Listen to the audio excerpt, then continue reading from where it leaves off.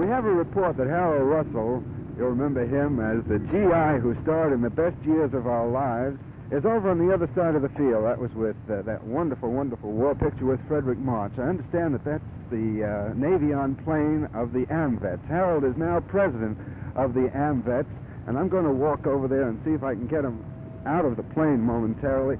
Harold, I wonder if I could ask you to come out here for just a minute while we chat a little bit. Why, certainly, sure. Come on down here, Harold. Can you jump? Fine. Harold, this day in particular is a very, very important one to us with Armistice Day coming on and the AMVETS, and you as a wounded veteran of World War II. I'd like to talk to you about the problems that we have with American veterans today who are still in the hospitals, who are more or less semi-forgotten, I know, in many cases. That's true, Jack. I'm very grateful for this opportunity of talking about those boys because those fellows are really very close to my heart. Jack, we still have more than 100,000 men in our hospitals all over the nation as a result of World War I and World War II. And it is very true as the war gets further and further away from the minds of a lot of our American people, these men are becoming rapidly forgotten men. And I think that everybody should, as Armistice Day does approach, should give a thought to these men. See what you can do in the hospital close to your locality. Get out and visit them, bring them gifts, and let them know that they're really not forgotten.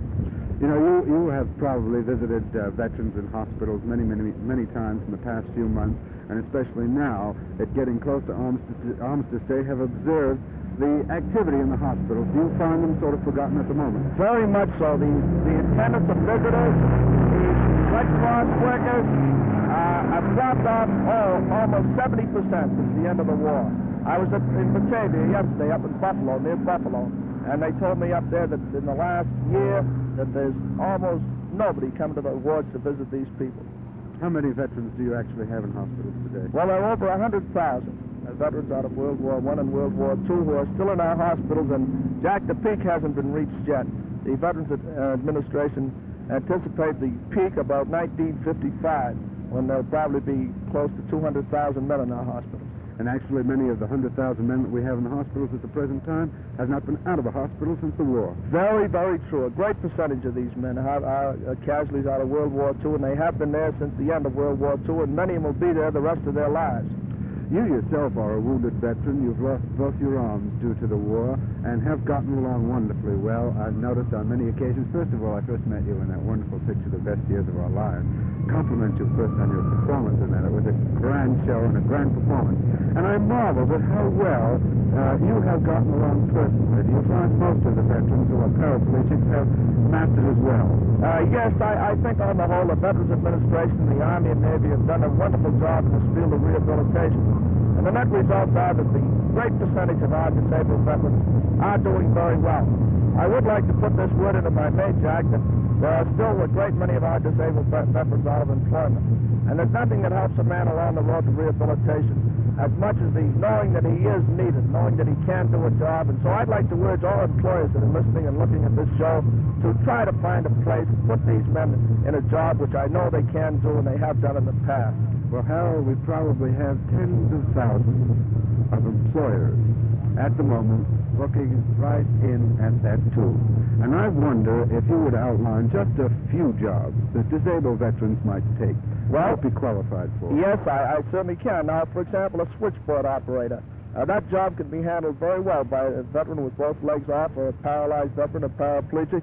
And then jobs which require a man to move around can be handled by any person or any veteran who has an arm injury. Down in Connecticut a few weeks ago, we went through a big plant down there, and we saw a blind veteran doing an outstanding job on a drill press.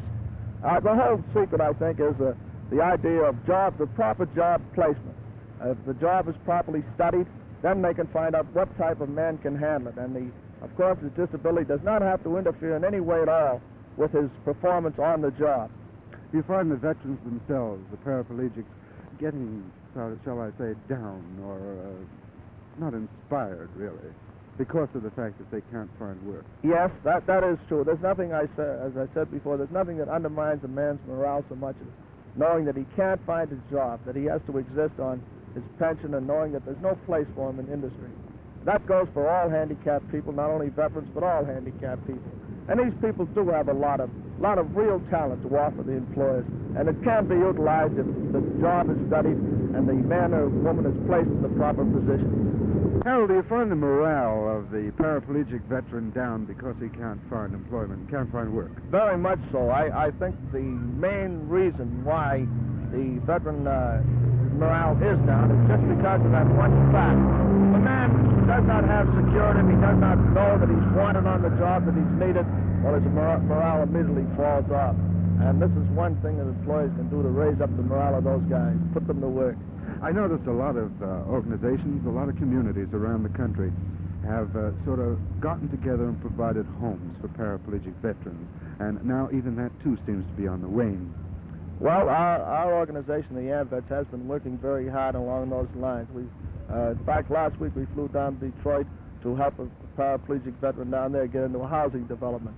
And there is need for a lot more of it, of course.